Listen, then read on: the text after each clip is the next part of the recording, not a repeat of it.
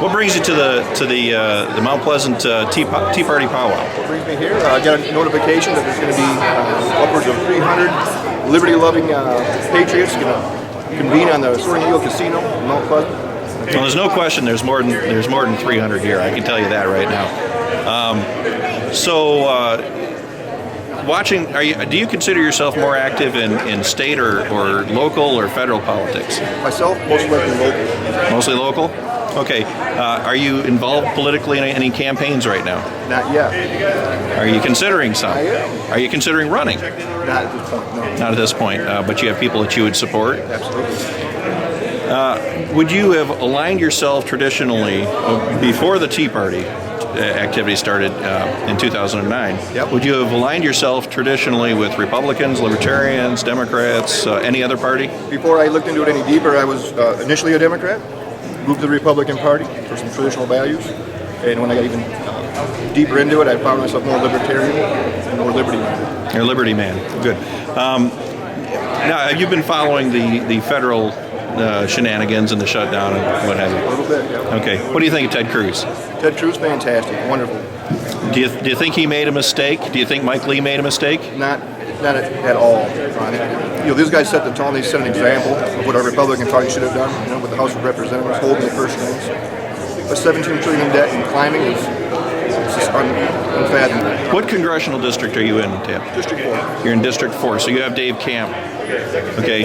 Dave Camp voted to end the shutdown and pretty much give the Obama administration everything it wanted, and quite possibly even worse, gave up some of its power of the purse because part of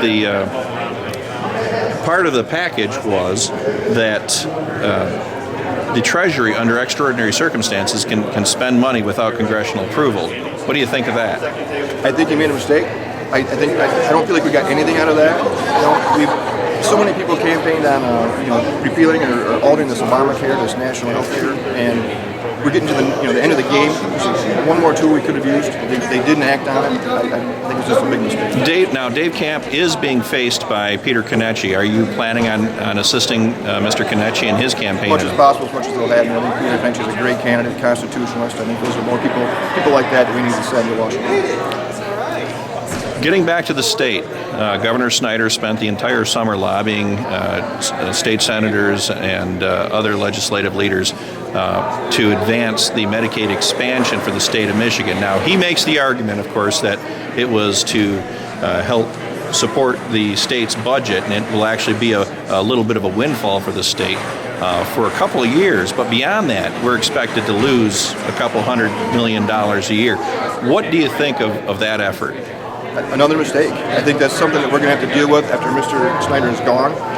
We get the money up front, and it kind of weans off over, 5 or 6 years. I think that's just a problem. You're kicking a can down the road. I think it's a big mistake.